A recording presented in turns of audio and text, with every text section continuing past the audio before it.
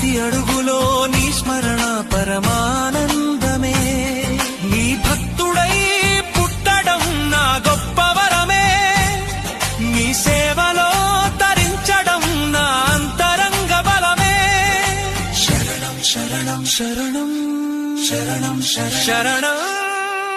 ఏదేమాయో లోకం అంతమాయే, నీ నామస్మరణే శాశ్వత సత్యమాయే. నేటి నుండి నేను స్వామి సేవకుడిని, నీ దివ్య సన్నిధిలో లీనమైన శిశువుని. కార్తీక సోమవారం